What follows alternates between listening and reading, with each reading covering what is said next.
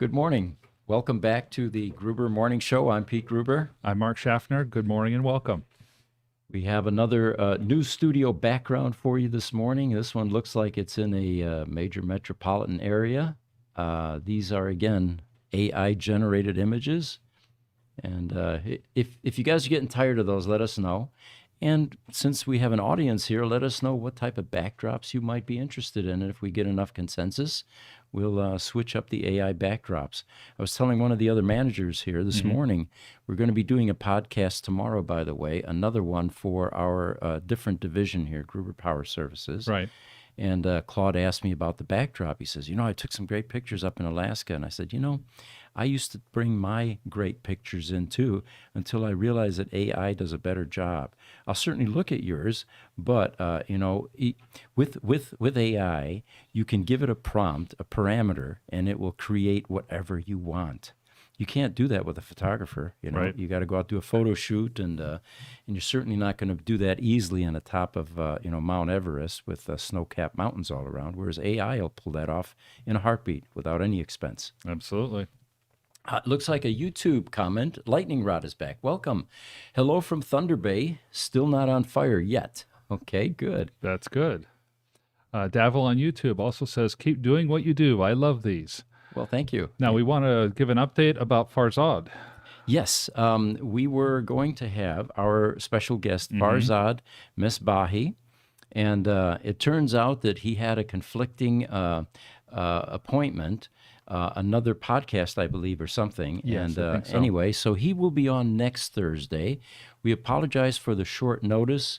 I know that we advertised it a bit, both in the podcasts and in the in some of the social media sites, but it's the patience is worth it. I think you guys will enjoy Farzad's guest appearance, and instead of this Thursday, it will be next Thursday. Farzad did send us apologies to you as the audience as well. We do also apologize. Scheduling conflicts happen. Life happens, stuff happens. And it looks like from Instagram, we have a Tesla repair organization, Julio CP86, and what he's asking for is a Tesla wiring diagram for the backdrop. So if we have schematics, I suppose we could put some of those up there too, but we'll see how many people will be interested in those. I think that would be cool, and I'll bet AI could do something, even if it's not totally accurate into place, put some sort of a wiring diagram. I think that'd look really cool. I tried that, now that you mentioned that. Yeah. And I asked it to render the inside of a 1930s tabletop radio. And what I was expecting was vacuum tubes and, a speaker and, all of the things you would expect to see. Right. It got lost with that. I mean, it put stuff in there that I didn't recognize. Now, maybe it was futuristic, and I should have taken notes because there was something valuable there. Right. Yeah. Can you pull your mic a little closer, please? Sure. All right. How's that? Much better? Much better. Okay. So anyway, we can certainly play with things like that. What would be really cool, you social media guys there, if we were able to do that online by just typing into Discord or Midjourney while we're live I'm trying and it have it right change. now. Oh, you are? Yeah, I'm working on it. I'll see if I can get something. Well, That'd be cool. awesome. Yeah. And that way we can have the audience participate. What kind of image would you like to see, we'll basically say. Now, this individual is from Instagram, so they're not going to see it. They'll have to go to our YouTube channel in order point. to see the background. Well, Okay. they just got a preview of your Pete with hair. I accidentally Yes. pulled up the laptop. Well, why don't we I'm throw still that up working there on it. then? Yeah, let me pull those up here. Give me a sec. We had Okay. enough public interest to see what Pete would look like with hair, and they assumed that I never had any, right from birth. Okay, here's one. But this is my, okay. Yes, yes. This is the AI image rendering, by the way. And what Jesse did here was he took me with sunglasses at a podcast and then asked AI to insert some hair. That's a reasonable facsimile, I suppose. What do you guys think? I We think, actually have some other ones too. I can pull up. Just one sec. yeah, and they look good. The guy on there looks similar to you, but not quite you. But and While we're waiting, got a couple more questions here. Instagram, Tesla Dave 86 says, great value, great investment, great fun for us. Well, thank you for joining us. thank you very much. Smuggler is back. He sent a gift to us today, a heart. Thank you, Smuggler, for the gift and for joining us. And my God, it only took 5 minutes. We have our first sunglass question from Instagram. It's Geo. Why sunglasses indoors, though? It's part of our image. It's kind of like if you've ever seen a Blues Brother movie, if without glasses, I don't think it would be as impactful. Or Neo on The Matrix. Oh, That's yeah. part of the mystique. And of course, people speculate we're really robots and we've got funky eyes, and you guys would notice that. Or we're hungover, and neither of us really drink hard. Yeah. So a number of different reasons, but we're enjoying all of the intrigue. And as someone usually points out, you've been saying you're going to make a video for over a year now, revealing the reasons for the sunglasses.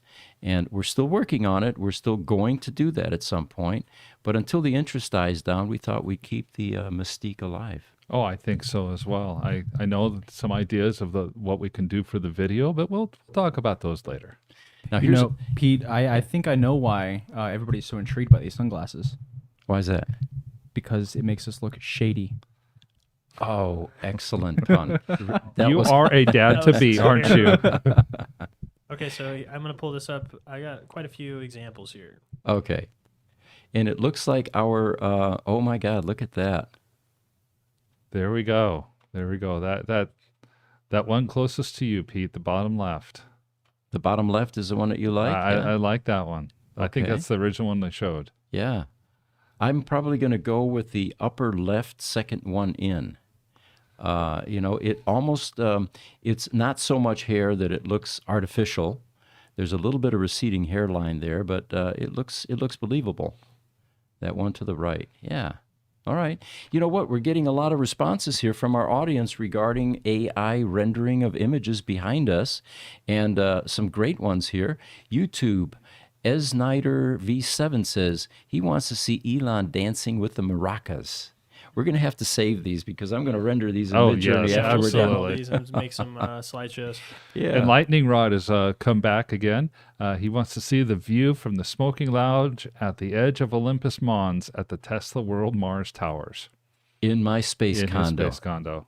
Excellent idea. And AI does a wonderful job with this stuff. It can conceptualize things that at least are beyond my range. I'm always intrigued and inspired by what it comes up Oh, with. by all means. It's like it has this wonderful imagination, and unlike people that you're limited by language, it actually communicates through the images. So also YouTube, as Snyder V7 says, have you considered selling Gruber sunglasses? Well, actually, that's what these cases are about here. And I'm going to let you guys give the sales pitch here at this point. Sure. We've got, I'll let Jesse chime in as well, but we've got full grade leather sunglass cases. We're gonna have sunglasses for them. I'll have to check with Jesse as far as Yeah, how we're still soon. working on that, but yeah. The first 100 buyers of sunglass cases are going to get a signature series font, and this is the actual signature series font that's on the Roadsters, engraved in with a serial number. There's a Gruber Motor Company on the back, and of course, Pete's signature back here as well. Mm-hmm. And it's difficult for us because we don't know what the demand will be. It's different for Elon. He can take a crappy bottle of tequila and sell it for $800, and they're sold out the first day. And then the empty bottles sell on eBay for $700, right? Yeah. We're not quite like that. We are going to be facing a minimum order quantity for sunglasses, so we're really trying to test the water here to see what kind of demand we're going to see. So we love hearing from you guys. For those of you that are interested, it gives us more confidence to make that investment for the glasses. By all means. On Instagram, Dustin Goffrin has a good question for us today. He says, "Hi, Pete. Do you know the impacts of DC charging on LFP batteries?" I don't, because I'm not sure they've been out long enough to really get any kind of meaningful data like that. One would hope that back at the engineering labs, when they design these types of products, they're taking them through extensive testing. For those of you that go to IKEA, this is one of my favorites. They often will have a chair in the corner there in the furniture area, and there's a mechanical device that is pressing down into the seat on that chair 24/7 for years at a time to prove that this thing can actually, last. Yeah. One would hope that this type of destructive testing is taking place. But at least me personally, I'm not aware of any kind of meaningful discharge or life data yet on the LFP batteries.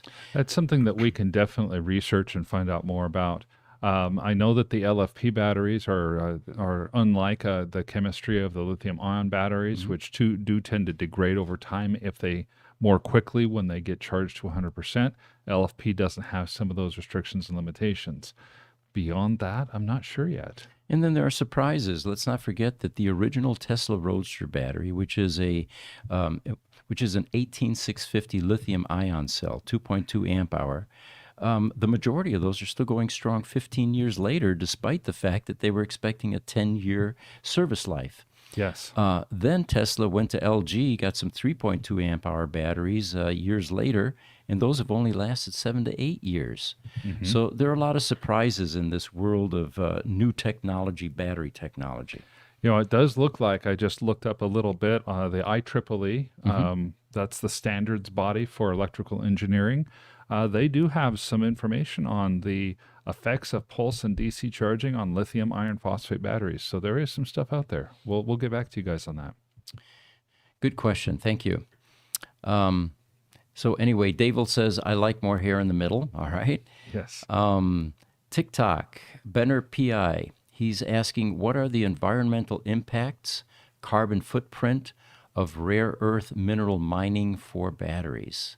You know, that's a great question. We've addressed some of that in the past, not in a huge amount of detail, but, you know, you've got the rare earth minerals, which include cobalt, to a lesser extent nickel, and also to a little bit of a lesser extent lithium. They're not terribly common elements. There are definitely environmental impacts. For example, the amount of water that's currently being used to extract lithium from the mining operations is considered harmful to the environment around it. I think it's something around, and don't quote me here, about 500,000 gallons of water required to get just a few kilos of lithium out of it. So there has been a lot of consternation about that, as well as the lithium mining operations tend to be strip mining type of operations. So it's not like you're putting a cave into the ground and going underground. You're destroying all the plants and environment around an area to get to the lithium. With that said, a lot of these mining operations are similar to the type of mining operations that you have for metals like copper that are fairly common. And there is definitely movement afoot to try to make the environmental impact a little bit better than what it is right now. Probably the biggest hindrance to that will be that a lot of the mining is done by countries that don't have a lot of regard for the environment, such as China. They have a majority of the mining interest in the world, and the mining is done in a lot of countries that do not have developed laws for environmental protection, such as the Congo in the middle of Africa. Good point. Good point. We'll also have alternatives too. So lithium won't be the primary battery mineral for much longer, I don't think. I agree with you on that, Jesse.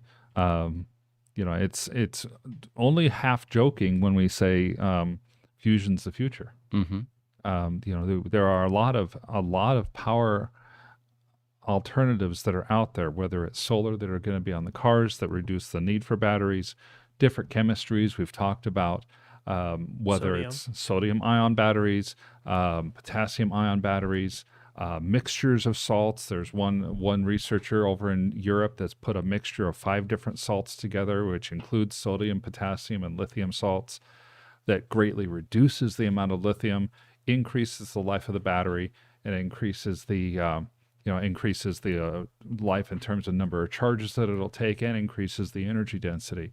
And this says nothing about the recycling of these batteries. You know, unlike some of the like your alkaline battery technology, lithium is much more like the traditional lead acid battery, which can be over 90% recycled.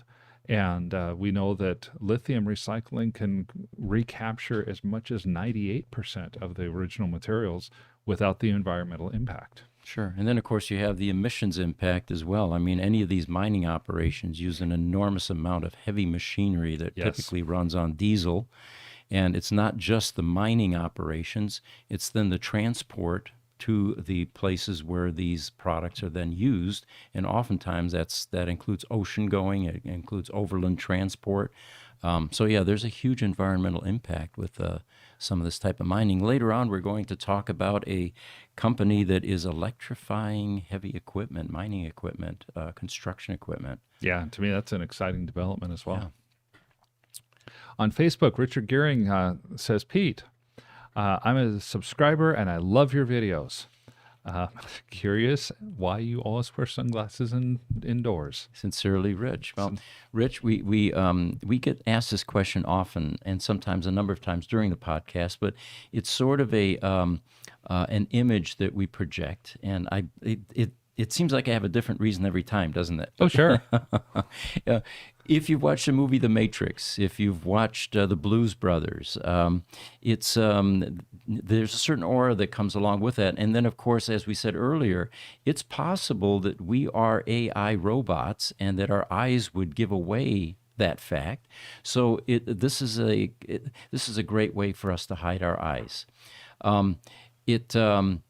For those of you that are really interested in why we're doing this, we also suggest putting sunglasses on your side, and maybe it will the light will come. Changes the experience. It does, Yeah, yes. that's right. You've got to experience it. Don't knock it before you try it, as they say. But we will have a video soon, and we don't have the timeline nailed down yet, but we will have a complete reveal, and most of you will say, oh, that's why the heck he was doing that, Right.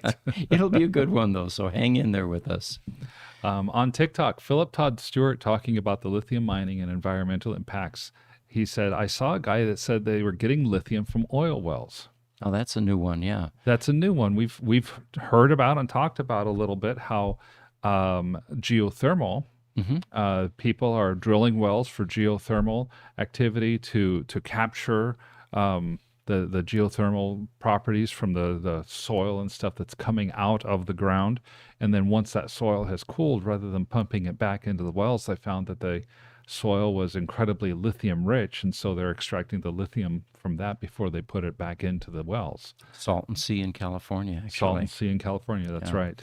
So they're now they have a process now that takes the slurry or sludge, and rather than pump it back in the ground, like you say, they're actually extracting lithium. And Stellantis is investing heavily in this operation in California. All right, so YouTube Lightning Rod, he says, I have a question about the boring company. Is it conceivable that the machines used for boring could be engineered to mine underground without disturbing the surface? That's an intriguing concept if you think about it. If you know that there's an extremely mineral-rich ore underground, then a process like this would be probably much better for the environment because you're containing it and you've got extremely high-grade ore coming out. Correct. In theory, it sounds like it would be completely reasonable. Mm-hmm. You know what? I'm going to get into a news item here. Have you guys noticed that Tesla stock is back up over 200 now? Yeah. Those of us that have been waiting for it to recover, that is great news. Now, of course, the article then says, should you sell? Should you hang on to it? What goes Right. up must come down. They do qualify it, and they say, for starters, Tesla, TSLA stock, is a volatile stock. And I should have been listening to this next sentence. Buying and selling too much is a bad idea. And I keep relearning that with Tesla stock. The ultimate investment strategy is buy, sell, buy low and sell high. Right. And it seems like a simple concept, but you tend to get fooled often, Yes. So what I've done most recently is I just leave it alone. It's a long-term stock. If you're trying to day trade Tesla, it's going to be frustrating. So if you really believe in the electrification and the EV adoption continuing, and the one company on the planet that really seems to be in the lead, and of course we're not financial advisors, guys, That's right. right? it seems like a long-term strategy is a far better approach, and just let it mature. You know, I'll start with my own disclaimer. Yes, I own some shares of Tesla and of Lucid, which we're going to talk about later. And just so you know, my comments are my opinions only. Don't depend on them for advice. I'm not a qualified advisor, and I'm not sure if I would be giving good advice. At the same time, I think it's going to take bigger news than just Tesla's hit 200. Do you want to take profits? In order for Tesla to really move up or down too much right now. There's a lot of stuff in the hopper. For example, we talked on Tuesday about Tesla advertising, quote unquote, for the first time. Well, they're going into paid advertising for the first time. If that paid advertising works, your stock is going to go up, and could go up a lot. The Cybertruck is supposed to roll out by October 1st. The first ones are supposed to come off the line. If Tesla's successful in getting those first few off the line so that they're ramping up production in the fourth quarter and into first quarter 2024, that's going to be a huge boost to Tesla stock. It's going to make it definitely go up because they're sitting on well over 1 million orders of Cybertrucks. If it doesn't happen, if there's another delay, then your Tesla stock is likely going to go down as a result of that upcoming news. The discounts, we'll talk a little bit more about that, but Tesla seems to be changing their prices on an almost daily basis for the different models of cars. And what did you tell me earlier you thought was behind that strategy? Oh, I think it's totally just a free advertising strategy at this point. Yes. It's Tesla as a company, and Elon Musk as an individual is a master of getting attention. He's masterful at his ability to do that. And I'm at the point where I now believe that the moves and the changes for these discounts, I think, are out there as much to garner attention for Tesla as anything, because I think Tesla gets more exposure and better press from the fact that all of the magazines in the world, it seems like, are reporting on their price changes than they are the changes themselves. We'll get more into that when we talk in more detail about the price changes that came up within the last couple of days. If these discounts help to drive sales and help to drive market share, which we won't know until the end of June, then we're going to say, oh, great move, Tesla, and their stock will go up. If market share is unchanged and their gross margins go way down because of discounts they've been giving, then investors are going to say, Tesla, you've been an idiot, and they're going to punish Tesla. Whether or not they have been is another story. I think the Ford agreement that came out this last week, where Ford is going to get access to as many as half of Tesla's superchargers, is great news longer term for Tesla and will help drive that stock once investors realize that this gives Tesla a better chance to capitalize and recoup a return on the investment they're making in their supercharging infrastructure. So those are a few of the things that I think they're going to impact Tesla stock, and none of those things are happening right now. The thing I look at too with Tesla stock, you really don't need a crystal ball. If you take a look at a couple of things, one is unprecedented demand. Yeah. I mean, every manufacturer in the world would like to have that level of demand, more demand than you have supply. And the second part of it is look at the amount of production capacity that is under construction, Right. which will eventually come up running and become more and more efficient. We've seen Giga Berlin continuously improve their production output and their rates. Now we've got a factory that's going to go down in Mexico, which will be larger than even Texas. And we're talking about, I don't know whether Texas is the largest manufacturing facility in the world. It seems like I heard that somewhere, but they're huge. And so you have these gigantic, this machinery, which is able to crank out, well beyond what we've seen, and with a demand that seems to be, not exhausting. Yeah, it's so far there has been no limit to the demand that we've seen. I totally believe that Tesla is intent on pursuing up to the 5 million cars a year just out of Mexico that they've been talking about. And then, of course, you have the other issue, which is the replacement of existing transportation. How far are we into that? Well, it's below 10%. Right. So you have this gigantic roadmap ahead of you that pretty much guarantees that all this production capacity will at some point be fully utilized, and again, demand will outstrip supply. So the whether Tesla is a good play or not, Tesla stock, it kind of answers itself. I think it kind of does long term. Unlike the automotive market overall, which even that is not really truly saturated on a global scale, you've got 3 billion people between India and China that are really just waking up to automobile ownership over the last generation. But in many places of the world, in Europe, in the United States, it's largely saturated, but the EV market is not. The electric vehicle market, which is revolutionary, is completely a new market within that automotive market. And so it's exciting times. It is. Bunch of questions Hold coming on in. real quick, Pete. Yeah. Because Mark, actually, because you had mentioned Tesla and Ford, Yes. I thought this was a funny meme that I think Aaron might have put out on our Twitter account. It is a great one. That's awesome. And then we have our first result from the AI schematic images. Okay. I So I'm still going to like mess with that that. because I think they were looking for more of like a blueprint kind of a thing, but still turned out pretty cool. Yeah, what we need to see is op amps and diodes and transformers and wiring diagrams with connectors. Yeah, so we'll Which- take down all those audience requests and we'll work on those. That's a great picture though to start with. It is. And we'll play with that more since our audience seems to like our diving into AI and bringing up some images based on requests. So YouTube Lightning Rod asks, also, why do you think that no one is pursuing what I think is low-hanging fruit of fully electrifying rail in North America? By the way, Europe did this many, many decades ago, of course.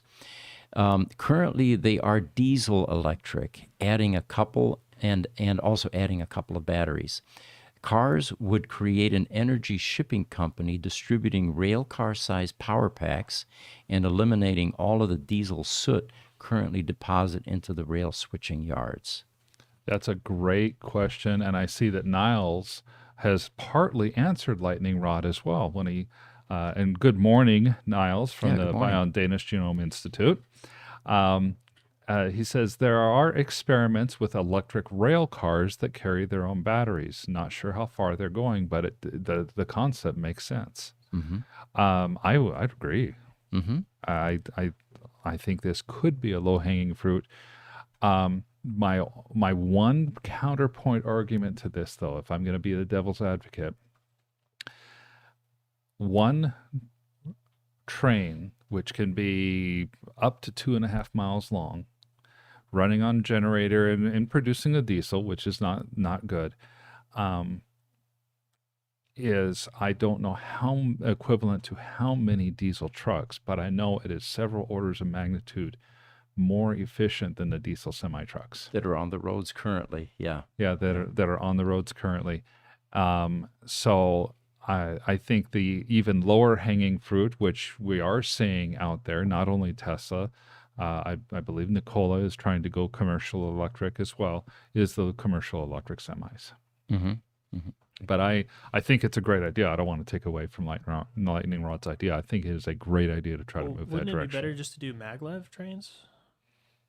Very possibly, We're yes. talking about cross country. Yeah. Do you guys know if our light rail here is partially It's all generator? electric. It is all electric. Okay. Yeah.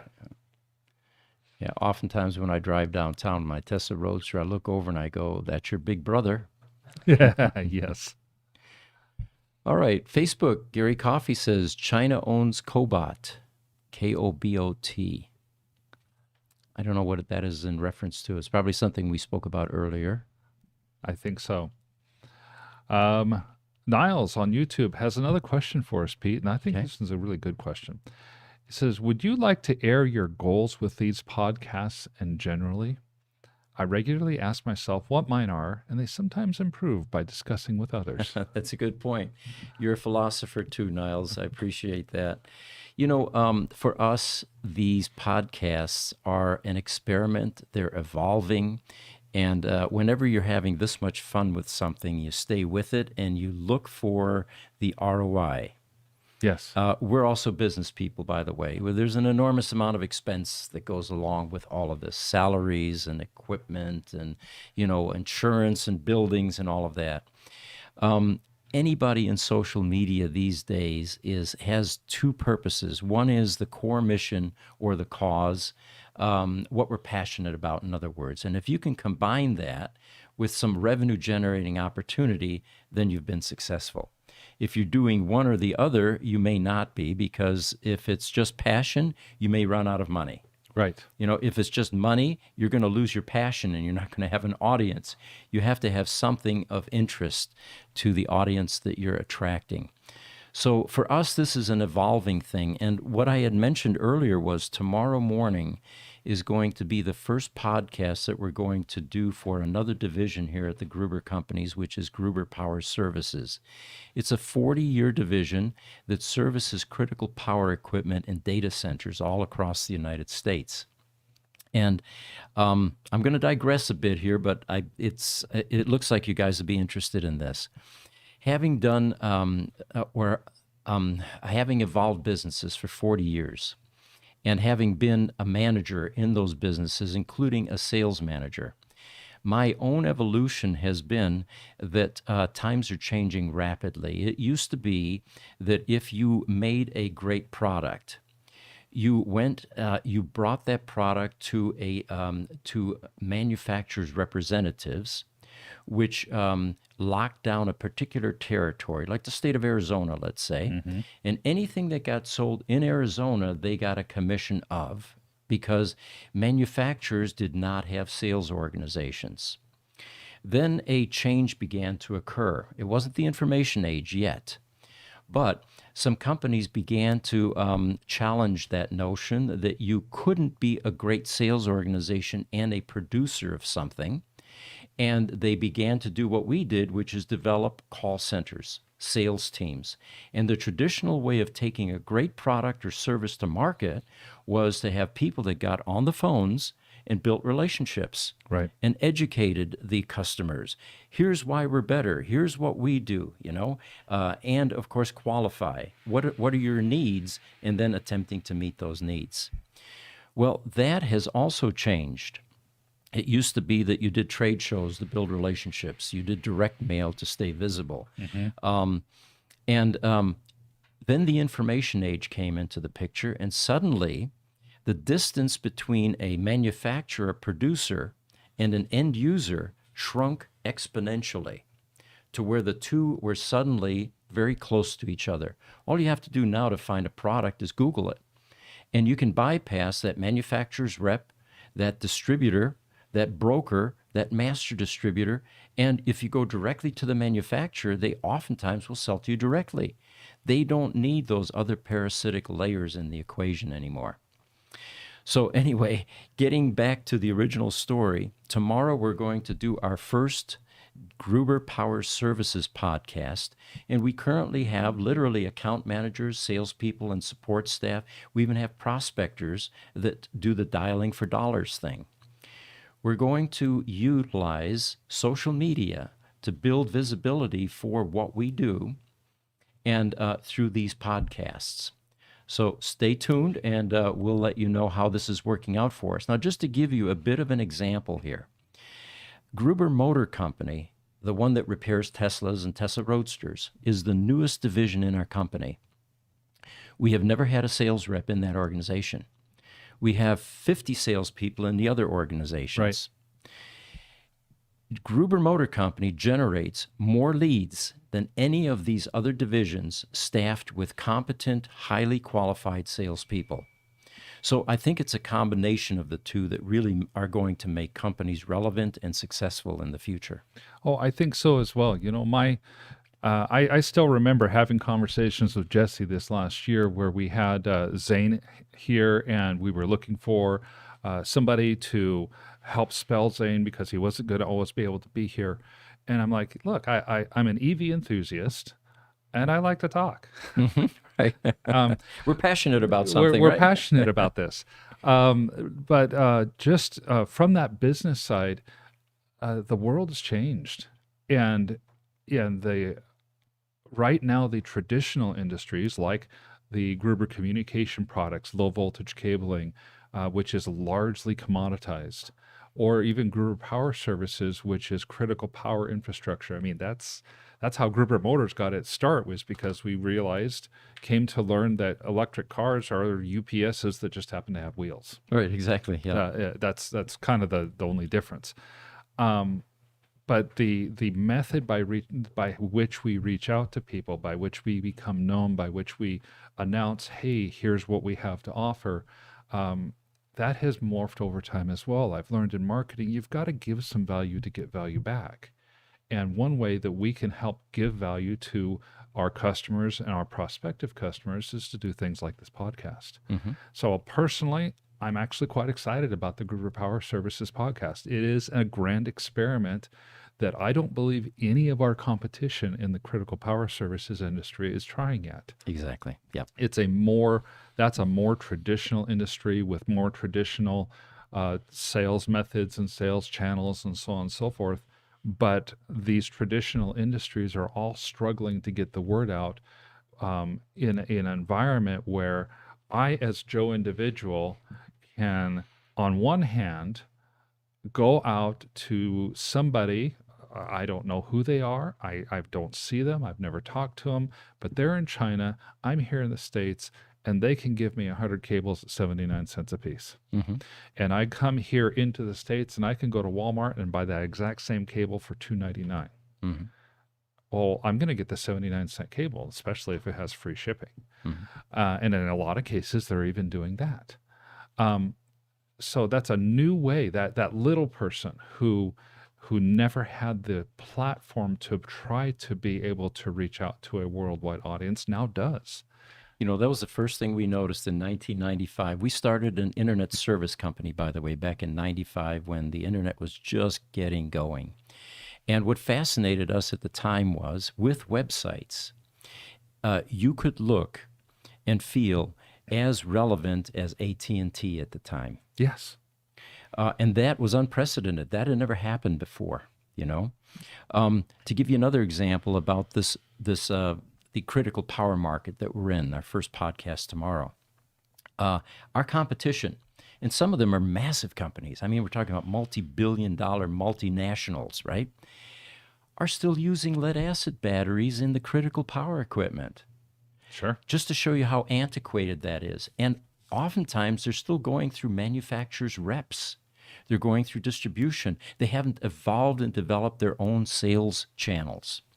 So anyway, we're going to have fun with this. We're going to, again, become leaders, and that's one of the things that we enjoy doing is we're not afraid of technology. We're not afraid of being at the forefront. We're not afraid of leaving the corral and going outside into the untested portions of the grass. Absolutely. And we're going to show people how to do it again in this other market. You know, I'm certain that there'll be some stumbles along the way, but that's part of the learning journey, and honestly, that's kind of part of the fun. So we got a TikTok question from Leaf Village Outcast. Day 361 of asking why sunglasses. Guys, just tell me. I won't tell anyone. Hey, thank you, Leaf Village. I noticed it's now 361. Yeah. 2 days ago, it was day 359. I still happen to think one of the favorite ones, Leaf Village, that you've talked about is the sunglasses help you to make sure that you don't know whether or not we're awake or asleep. That and that actually happened. Should we talk about that? Yeah. The Tesla Investor Day, I don't know, a couple of months ago or so, we thought that it was going to be an opportunity for us to be live, to broadcast it, to provide commentary. It turns out that we couldn't really do the commentary because it would have competed with the narrative that was being, displayed. So literally, we were sitting back here doing absolutely nothing for 2.5 hours, and I fell asleep, and no one knew it. Except for these guys, when they nudged me. That's right. It looks like Thomas Curtis is coming in from YouTube. He says, good morning from Aotearoa. I don't know where that is. I don't either. Thomas has been here before as well, though. Yeah. I'm thinking that might be over in New Zealand, but I'm not sure of that. He is our New Zealand guest. He's the one who Oh, usually it's- says Kia ora. Okay. It is New Zealand then. Thomas, welcome back. Yes, you're a long ways away. By the way, a Tesla Roadster just sold in Australia, right-hand drive, went at auction, sold for $60,000. One of our customers bought it, and he's pretty excited about it. It was a Fusion Red, bright red Roadster. You don't see too many in Australia. No. That's pretty cool. That's a great price, too. Mm-hmm. Niles from the Biodynamics Genome Institute tells us, in regards to Tesla shares, aren't they so volatile that in 1 or 2 years, far out of money call and put options make sense? For example, real cheap puts would protect against large drops at a very small premium. Niles, I've played that game. Back in my younger days, I actually had a straddle position on digital equipment stock because I noticed that it was very cyclical. It would go up and down and up and down. So with a straddle, you take two positions. You go long and short at the same time, and then you try to ratchet in and out and make some money. Well, theoretically, it made perfect sense. In practice, greed took over, fear took over, and I wasn't making the decisions in a timely manner. So in other words, you ended up selling low and buying high. Pretty much, yes. Kicking myself all the way. At one point, I owned 50,000 pounds of copper. I took some copper futures. I don't know why. And then when the Nelson Bunker Hunt thing in Texas, they were cornering the silver market. Yeah. I got in on the tail end of that thing, and then it just crashed. So the bottom line is, you can do all of that, but boy, it takes some talent or luck. And I'm not sure which is more prevalent in that when you're successful in that world. But thank you for the tip, Niles. Yeah. Good question. George from the Watch for Trade Builds channel has joined us. Good morning, guys. Sorry I'm late, he says. Can you please forgive me? Of course, George. We love having you on and certainly look forward to your interactions today. And we enjoyed your email, by the way, George. You gave us a little bit more background, and thank you for joining us. That's absolutely my favorite color of Tesla, that midnight blue. Yep. Yeah. We just bought one of those. Yes, we did. Yeah. And we just got it on the road, my understanding, too. I hear that, yes. Yeah. That's what we do, folks. We repair Teslas and put them back on the road. That's right. Davil on YouTube, very nice. It says, it would be nice if they could charge from the rails as they travel. Yeah. Now, that's an idea for that train, for those trains. The New York subways have that. They've got that third rail, which is high voltage, and that's why you don't want to jump down in there if you dropped your cell phone or something. Right. Niles also comments to us, there's all kinds of things that could happen, he's talking about some of those things. He said Musk could get sick. Mm-hmm. The ID2 could become wildly successful or something else. He said, I would not buy Tesla without some cheap puts on it. Yeah, good point. Good protection. I think you're right. Let's see. Nolvar 53. That's Revlon spelled backwards. Mm-hmm. If I remember right. With Ford having access to the Tesla charging network, I think Farley said in 2025, all for EVs will incorporate the Tesla/NACS. I think he's talking about the that North charging. American charging standard. Yeah. None of us want to see any of these incumbent manufacturers go out of business, especially the ones that have been around for, a century. But I have concerns about some of these incumbents, and it looks like Ford is doing the right things now to attempt to prevent that from occurring. Ford, I think, is trying and really making a concerted effort. Some of the other vehicle manufacturers are late to the game. Mm-hmm. And some of them, I think, are still in kind of a wait-and-see mode. And those are the ones that I would be most concerned about their survival in 15 or 20 years. Mm-hmm. YouTube. So, I'm sorry, Pete, real quick. So, Nolver had a second half to the question. He apologized. His connection timed out, and he wasn't able to complete the question. So we have it right here. I'll highlight it for you. Okay. Can the charge port on older EVs be upgraded to avoid having to carry multiple charging adapters? I think anything can be done. I'm just not sure how extensive it will be. It probably gets into firmware. There will be an expensive heavy current cable that will need to be either modified or replaced. So it depends on what is most cost effective, I guess. But yes, anything can be done. Yeah, I think it could be upgraded. I've seen where we've tried to replace charge ports that have gone bad on Model S's, and even those charge ports have a small circuit board attached to them, and as a result, you have to make sure that your firmware is up to date. Right. And that's something early on we were struggling with. I think we've got that dialed in a little better now, but it's not as easy as unscrew one thing and screw another one back in like they used to have on some of these ICE vehicles. And they don't make it that easy. I saw a video yesterday about Tesla's new lithium-ion low-voltage battery, the 12-volt battery. It's infinitely smaller than that big, AGM battery, lead-acid battery. It's about the size of what you'd have in your ICE vehicle. So this lithium-ion 12-volt battery pack looks like it would be easily adaptable for the older version Teslas, but it turns out that there's circuit boards inside. There's bidirectional communication with the firmware. Okay. And no, it is not easy to do. This particular article even talked about the challenges of trying to get an aftermarket lithium-ion 12-volt battery, like the OMO battery, installed in a Tesla Model S. And I was unaware that there were some design challenges fitting it or getting it to operate properly in a Model S or Model 3. So it's if the manufacturers made it backward compatible, which we love seeing in the computer world, do we not? These sorts of things would be easy to do, but there are other concerns and overriding incentives when manufacturers do this. They don't want to spend more than they have to, and backward compatibility may not be the highest item on the list. Yeah, as technology grows, and we've seen this in the tech industry for years, that backward compatibility can actually hold you back from forward innovation. To use a Tesla example, we know that Tesla is committed toward moving to a 48 volt low voltage system as opposed to the 12 volt. Well, that's not going to be backward compatible. Right. So it looks like Niles has another question for us. He says, if Apteras get into production, would you fix them? Oh, absolutely. Their electronics, are they open source? We don't know that yet.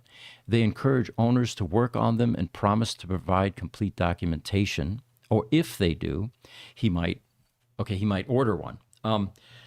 My take on this, Niles, is that any of these small EV manufacturers are going to have a very difficult time getting product to market. And building a service delivery network is not the highest priority because that comes after the fact. But you have to have both in order to sell cars. Right. So my take on this is going to be, unlike Tesla, who had no options at the time and had to build service delivery in order to sell cars, these types of manufacturers are going to go out and look for companies like us that have some expertise. And they're going to outsource. In this case, as you mentioned, if they let the owners work on them, now it'd be limited, of course, that would also be nice. But I think that companies like us will be repairing other types of vehicles and will get enormous support from the manufacturers, which at this point, it's in their best interest to support what they used to consider competition. Well, and I know that there are some manufacturers that have reached out to us about that possibility in the future as well. The end of this year, actually, we've got one. We won't mention names, but it's the same type of scenario. Unwilling or unable to build a service delivery network quickly enough, but yet needing to get their car serviced. Yes. Just Al from YouTube says, "Hey guys, I'm new here. Welcome and good morning. Glad to have you here. Did I understand you correctly? You were in the electric motor repair biz and now are moving mostly toward batteries?" We have never really been in the electric motor repair business, and me personally, I mean, they're fairly low-tech items. They're easy to repair. You know, a DC brush motor, for example, change the brushes, clean up the commutator, replace the bearings. We didn't get into motor rewinding. That gets a little bit more difficult. Yeah. But yeah, these are fairly low-tech devices. And we do work on batteries, yes.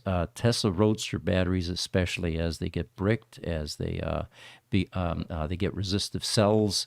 You can take and avoid a $30,000 pack replacement by having services like ours done on your Tesla Roadster and your Tesla Model S, or any of these EVs that have multi-cell lithium-ion or lithium iron phosphate batteries.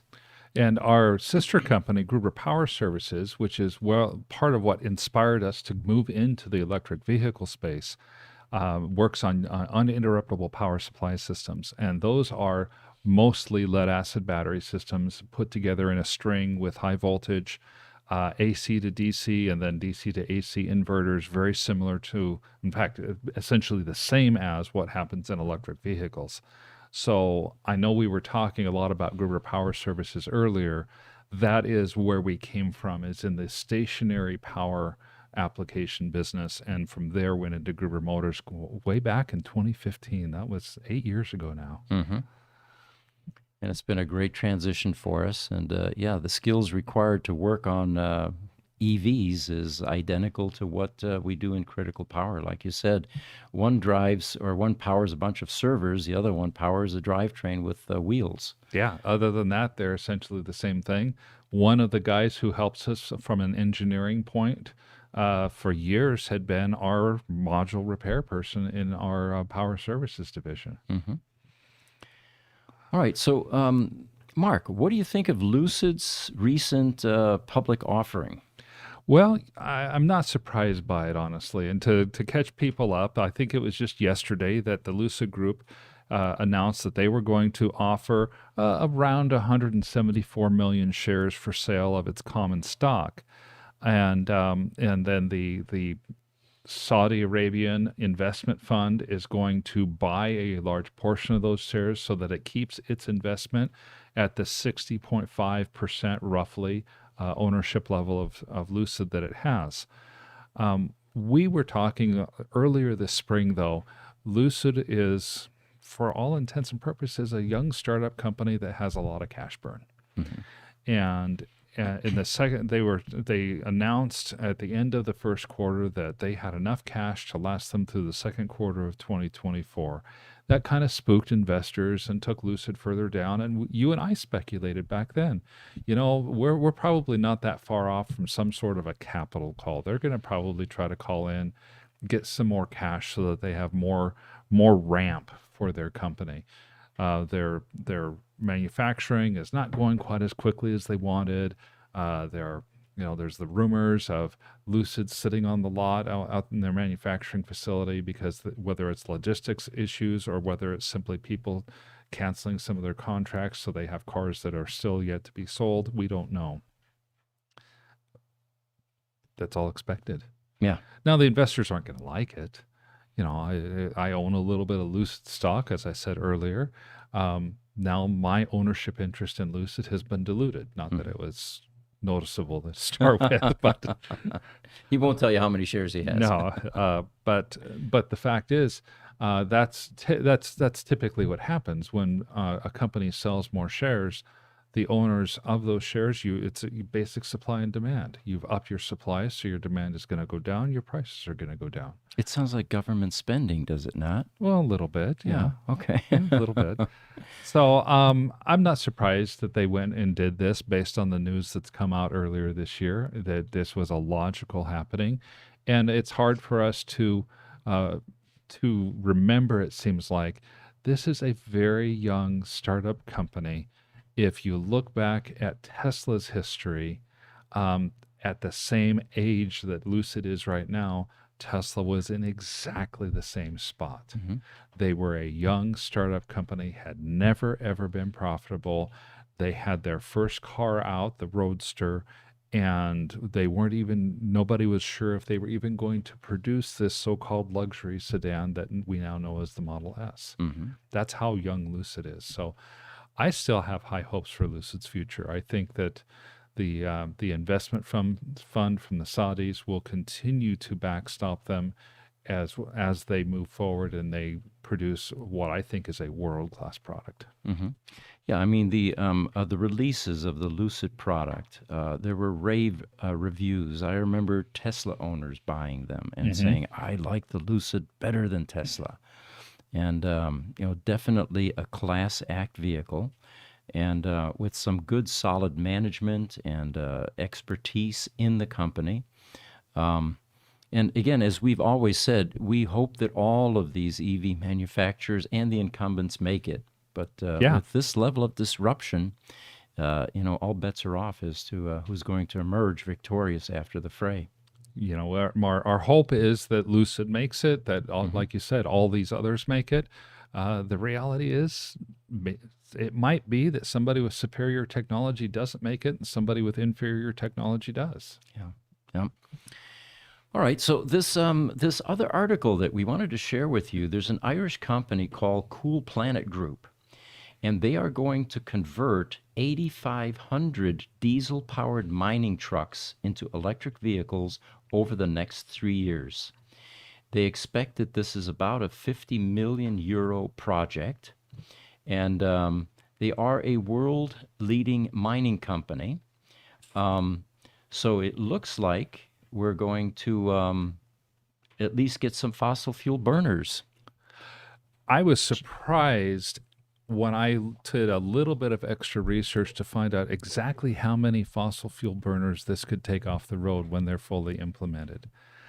We're not talking about a pickup here. We're talking about these massive mining trucks that have the 15-foot high wheels and can hold as much as 100 tons per load of ore. So they're massive vehicles. They put out as much pollution in one mining truck as about 800 cars. Is that right? Yeah. So putting 8,500 of these out in the world as electric only is equivalent to getting nearly 6.8 million gas cars off the road. That's substantial, isn't it? Yeah. That's just, to me, that's just amazing. We have a picture, Jesse. I forgot to mention that. If you can, no, I guess I don't. Never mind. It was another image that I was going to pop up. All right, so we've got YouTube lightning rod, land of the long white cloud. That was in reference to something. Part of the problem we have with the questions is they come in after we've covered a topic, and I'm at a loss sometimes to recall what that question might have been in reference to. I'm not sure. Richard stepped out. We'll need him to. Yeah, Richard is usually. He collects them, and he often has some insights. But George has another really good question for us this morning. I'm sorry, not George. In this case, it's Niles from the NSGM. Why is there such a shortage of EV repair people?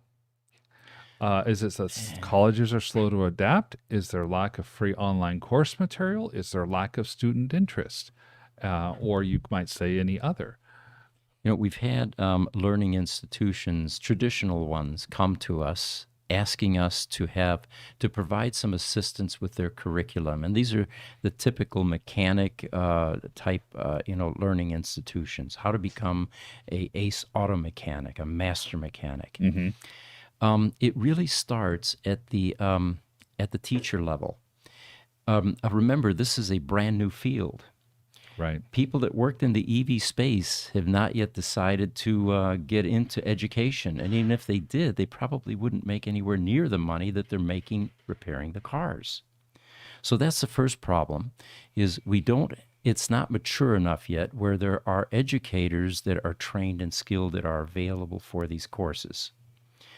The other part of it is Tesla has a START program, which because they recognize this problem and they have a shortage of staff at their facilities as well. And they have actually invested in helping learning institutions develop curriculums and assisting them with things like internships. I know that we were going to put this up on our website, but we haven't done it yet. The Rio Hondo College in Whittier, California, was one of the first that we became aware of that had Right. that was part of this START program. And then one of our guys, Richard, did some research and found that there were a dozen others around the country that had begun to develop curriculums. But the simple answer to that, Niles, is it's a pretty new field. We don't have people yet that have the expertise. I think the amount of growth in the EV field as well is one of the things that actually is causing the shortage. I mean, even just go back to 2021, people were amazed that 2% of all vehicles sold. Now, the market just in the United States for vehicles sold is somewhere around 20 to 25 million a year. So 2% of those vehicles, which would be about 40 or 50,000, were sold in a year. Well, okay, now we already know if it's 40,000 in a year, we come forward 2 years, and we know based on what we talked about, what we've talked about in Tesla's first quarter, they sold 450,000 vehicles themselves that are EVs in the first quarter of 2023. The overall adoption rate has gone up from 2% up to about 8% in the United States. And there are countries like Norway where 8 out of 10 vehicles that are sold are already electric. The rate of adoption is stunning for any industry. And so the demand for repair on those vehicles has just far outstripped supply simply because there's suddenly so many more of them out there that they never used to have.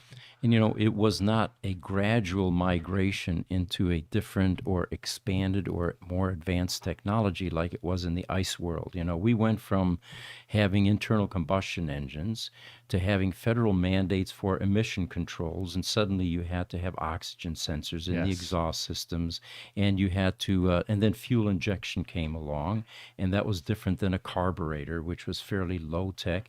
But the people in the business were able to migrate gradually into these newer technologies. With EVs, there's nothing similar about an ICE drivetrain and an EV drivetrain. It is an overnight, abrupt shift into something different.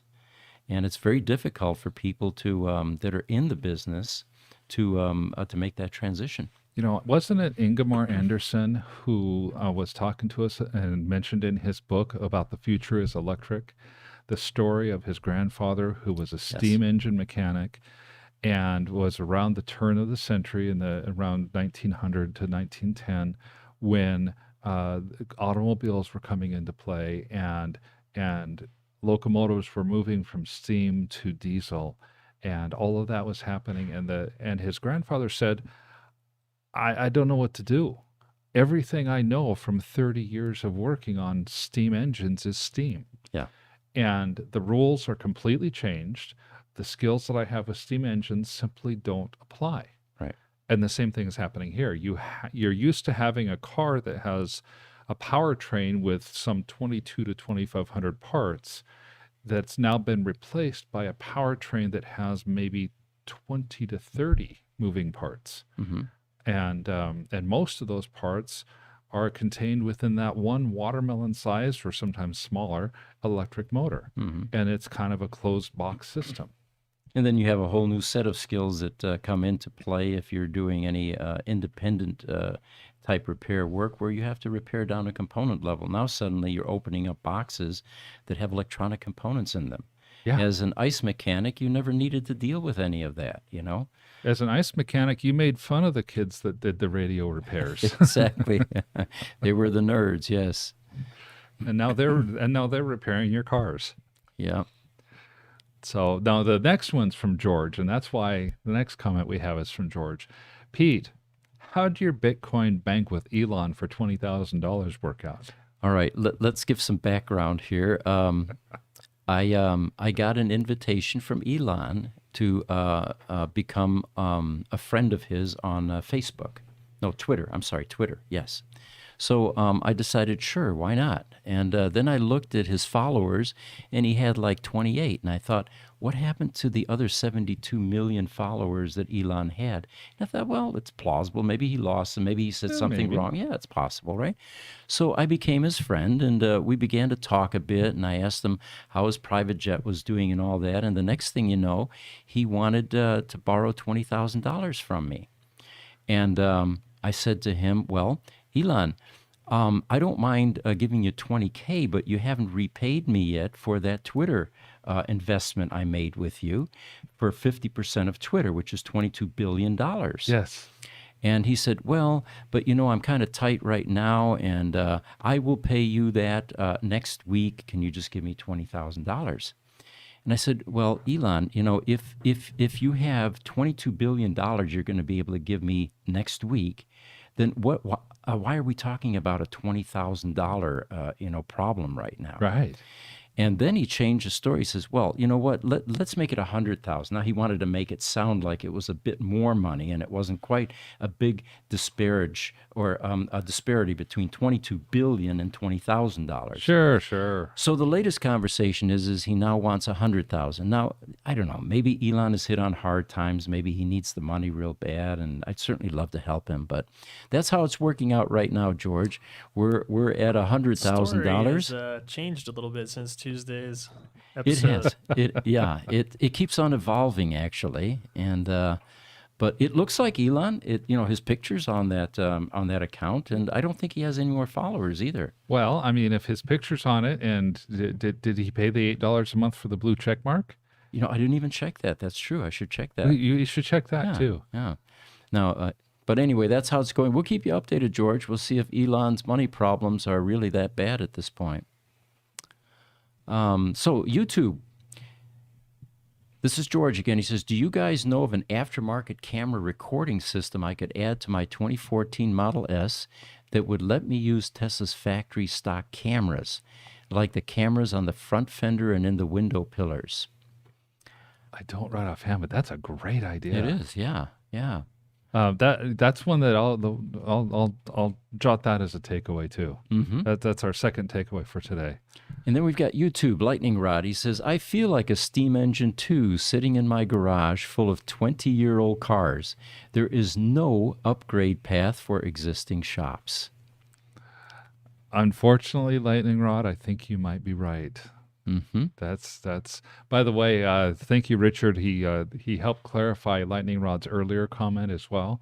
That was a welcome to Thomas Curtis from a Otteria, which is the in New land of the Zealand. long white cloud. Okay.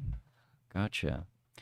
All right, so guys, can we throw up a picture of Giga Berlin? We can, just real quick. Yeah. We got one that I think you skipped over from Smuggler there, but then also we are at an hour and 12 minutes, just to let you know. Okay. All right. Let's see. Where's Smuggler? There he is. To Leaf Village Outcasts. This is in regards, we've had a few questions today about the sunglasses, and Smuggler might be correct. Uh-huh. I've answered this many times, Leaf Village Outcast. They're in the witness protection program. Darn, the news. Yeah, it finally got leaked, didn't it? Yeah, and his name is not Pete, and I'm not Mark. Right. We're going to make a list of all of these great reasons why we're wearing sunglasses, and that'll be as entertaining as the video when it finally comes out. Oh, I think it will be Okay, too. which image did you want? The Giga Berlin. It's in a folder called Midnight Cherry. And what I wanted to show our audience was this new color that Tesla has begun to offer in Germany. Now, that's pretty dark right there, but the next image, number 2, you can begin to see some of this midnight cherry color. And it truly does look like a dark cherry color. I think they, like Henry Ford, initially in Giga Berlin, they had only one color, as long as it was black or something like that. Oh, yes, that's what Henry Ford had.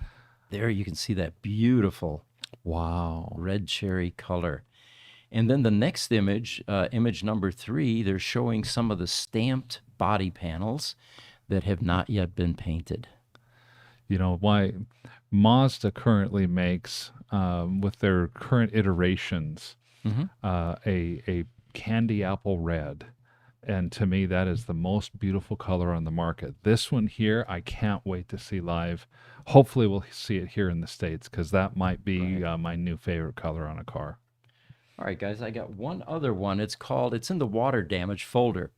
And I found this actually on Tesla Motors Club. This is a guy in New Zealand who bought a Tesla Model 3 that had gone through a typhoon. And kind of resonated with us because we bought 22 flood damaged Tesla Model S's in 2017 with 2 hurricanes on the East Coast, one in Florida and one in Texas. And again, the story's a long one, but we had winners and losers, and it was pretty much like going to Vegas and gambling. Not sure we'd do that again. No, I'm not. But I think our biggest winner is a white Model S that came to us with 600 miles, and it said it was flood damage. I'm not sure if we ever found out exactly where the flood damage was, though. Oh, I did get the backstory on that. Yeah, what? It was a mortician, lived in Louisiana, Okay. New Orleans. It had just rained a bit. He was driving down a road. There was some water in the road, maybe an inch or so. Okay. And it looked pretty wide, so he went to pass on the right, not realizing it was a narrow road and there was a 4-foot culvert on the right full of water. So he drove it into the culvert. The car sat in the water, fresh water, long enough to where some of the systems had shut down. He called a tow truck, took it back to his house, couldn't get it started. The insurance company got involved, and of course, as soon as an insurance company hears water, electric car, it needs to get totaled. Yeah. Right? Yeah. So they totaled it. He ended up, it then went to auction. It sat at the Copart auction. Yes. And we saw the car, and what tipped me off that this might be something special was the sticker from the service center when you purchase a Tesla was still in the rear window. Right. I thought this is probably a newer car, or they just simply left the sticker forever, which most people won't do, right? Right. Well, you don't get a lot of data on the cars, but it was a P100D, which means it was a dual drive, large battery pack. It wasn't the ludicrous, but it was definitely a nice performing car. And pictures of the inside showed it was white leather, white on white on white, just gorgeous, right? So anyway, we bought it, $55,000, I think it was. And the car gets here on the transporter.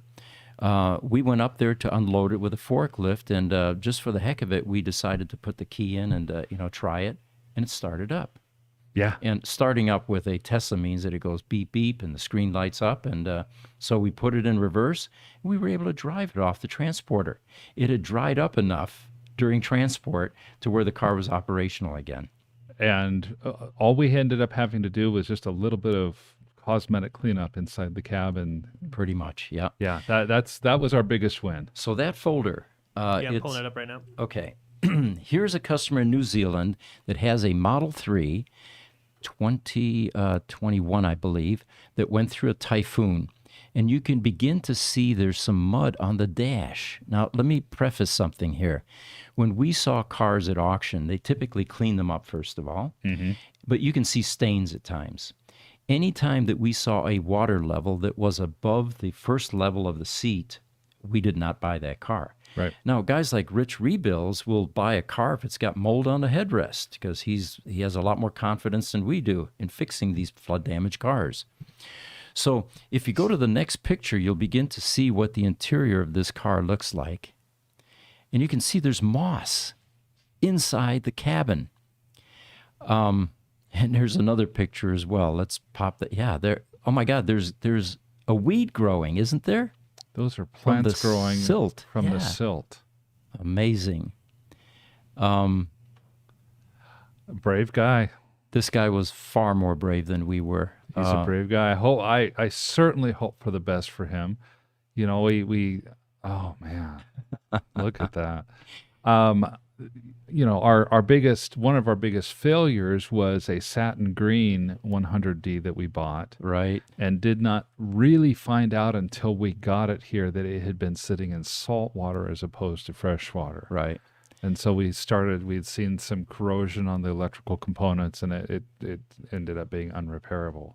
Now, look at the amount of mud and debris inside that frunk on this Model 3.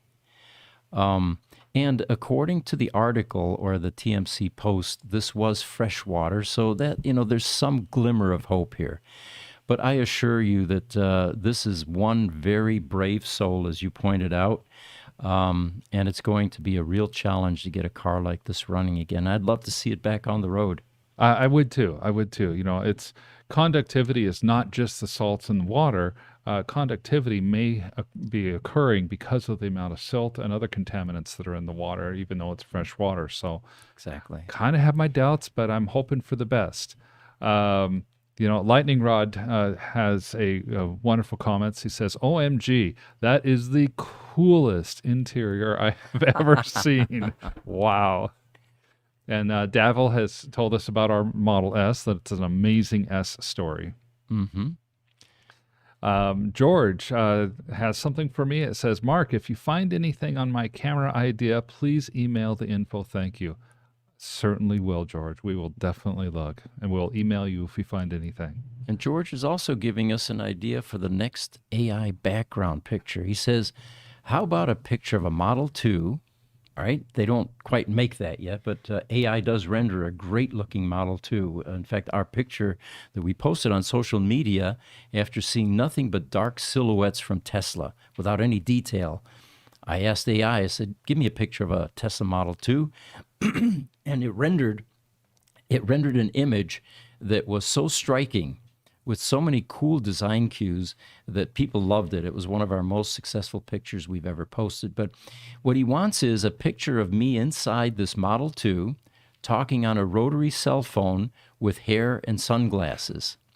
Well, let me bring up something. Oh, no, it's not here anymore. We had a brick phone here in the last podcast. The rotary cell phone is the one thing that I think will be hard to find. Yeah. All right, and then we've got YouTube. Lightning Rod says, I like old bug eyes, and I'm looking for a way to electrify them. Volkswagens? Probably. Yeah. I think you meant buggies. Buggies. Well, if it is a Volkswagen, a lot of people are doing electrification on the old bugs because they're fairly easy, apparently, to electrify.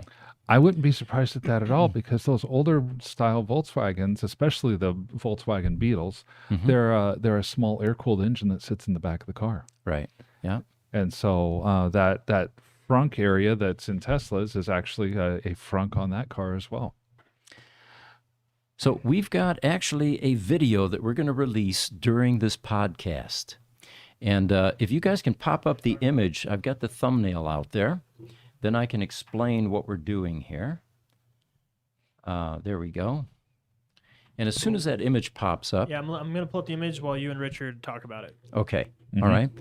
So with the success that we're having with the 3 barn find roadsters in China, it has created a level of interest that we have never seen before. It's rare these days that somebody doesn't ask you. And I'm surprised that during this podcast, no one asked about those 3 roadsters, an update. Right. The quick update, by the way, is, guys, we've got a $2 million bid at this point. They're going to be moved to Dubai within the next 3 weeks.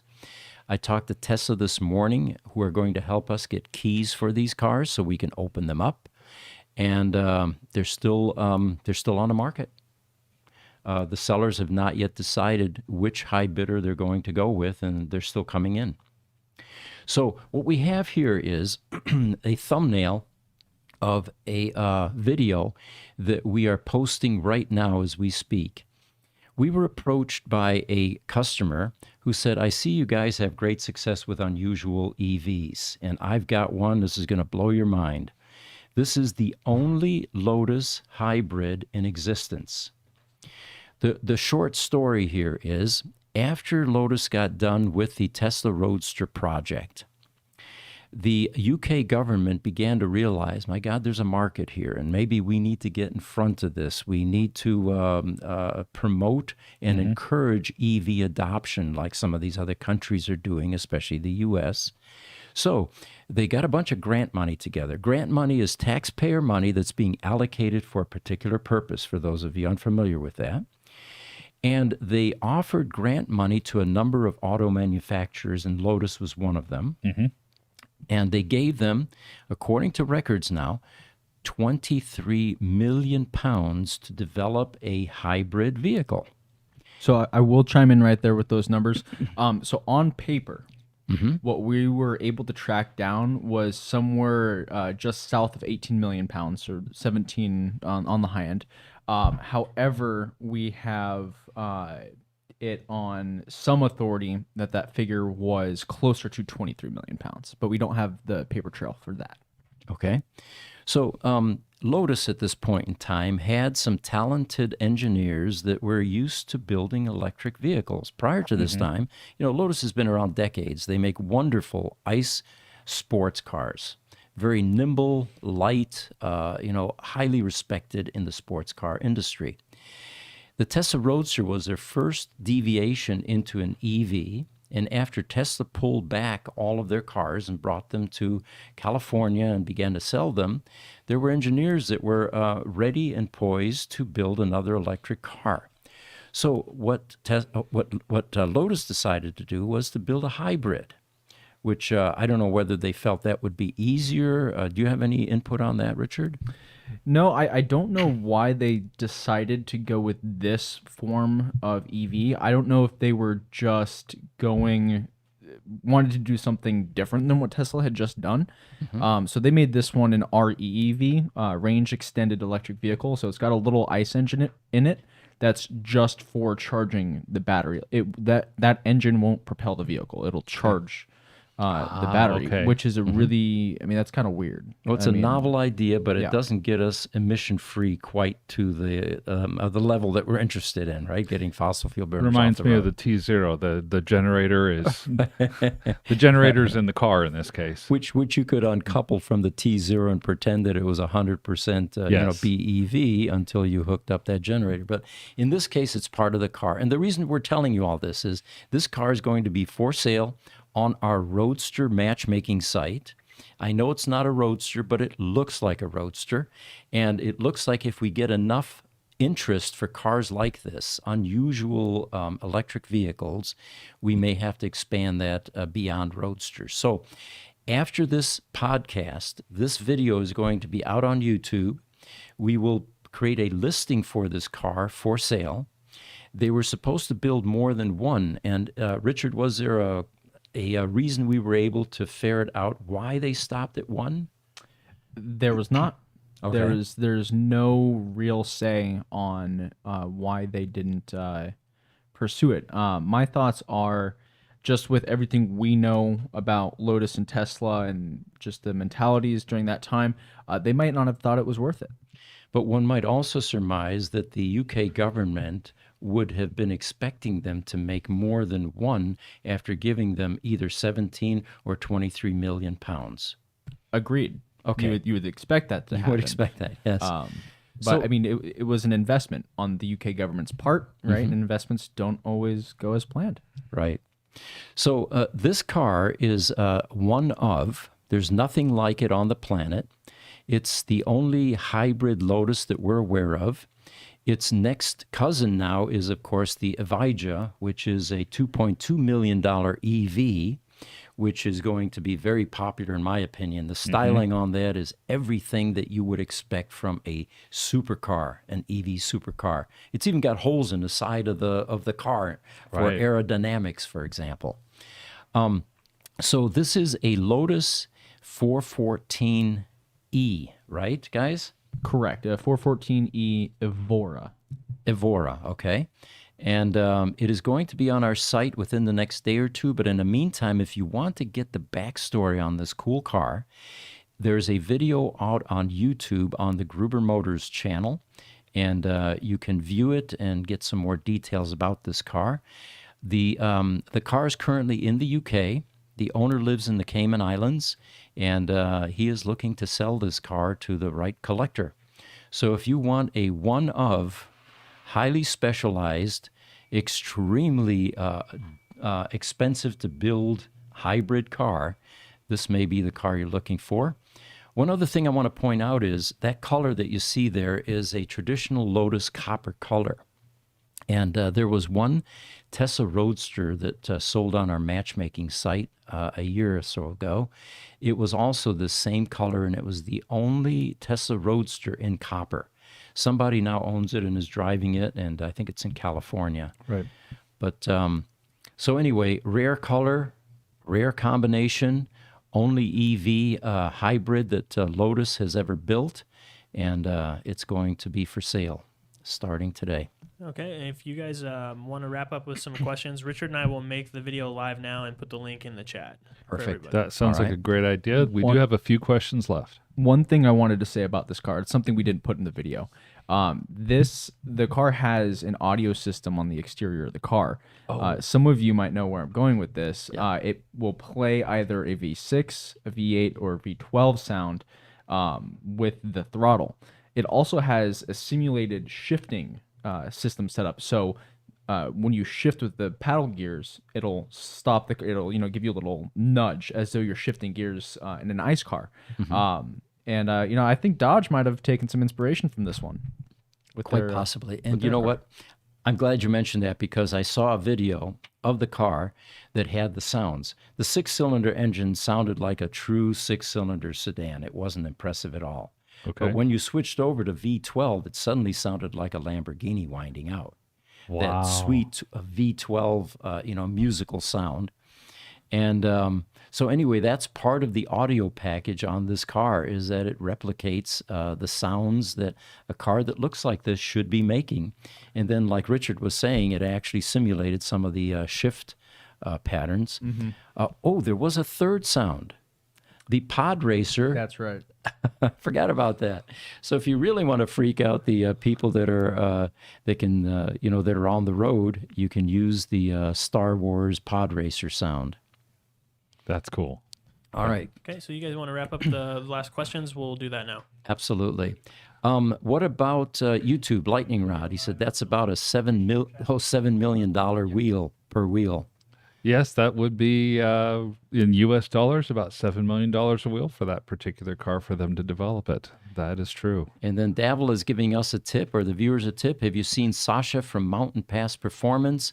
He has a Lotus Model 3 conversion. Now, that would be worth looking at.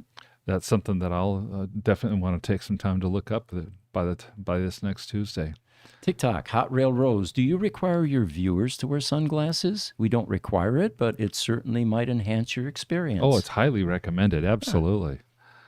And George from the Watch Rich Rebuilds channel, and I will say that this time because he says Rich Benoit has reservations for 2 flood damaged Cybertrucks. Really? Okay. Very cool. But they have to be flood damaged, I'm yeah, sure. Yeah. It'll be a long wait. Yes. And then YouTube Lightning Rod, he says, oh my God, that is the coolest interior I have ever seen. Wow. And that's when we were showing him that moss and plant and silt covered. Well, for any of the earth people, with that much silt in there and weeds already growing, I mean, you could literally take your garden with you if you went anywhere. Oh, absolutely. It gives a whole new meaning to going green. Yeah, exactly. YouTube Lightning Rod. Okay, we've already done that one. It looks like we're going to wrap up at this point. Again, thank you for joining us. We're having a great time. Next week, we will have Farzad Meshabi with us. Did I pronounce that right? Yes, Okay, thank you. I believe so. No, Misbahi. Misbahi. Okay. Misbahi. Farzad, I'm going to apologize profusely once you get on the show because I have no idea why I'm having such a hard time with your last name. We will have him on Thursday, though, and again, I encourage you to watch that one because everything that I've seen that Farzad has been in has been inspirational and educational. He has he's brilliant on a wide range of EV topics. Ex-Tesla employee, we're going to ask him about that as well. And then tomorrow, we have our Gruber Power Services podcast. It'll be the launching. The first one, we'll see how many customers show up. We actually did an email into our main database. Now, remember, this is a customer database that is 40 years old, and we sent to over... About 210,000 different companies have received emails. So we may get flooded and inundated with visitors or not. We don't know We yet. don't know. Yeah. So again, thank you for joining us. It's always a pleasure. We look forward to seeing you next week, and we hope that your weekend is great and the rest of the week. Likewise, take care.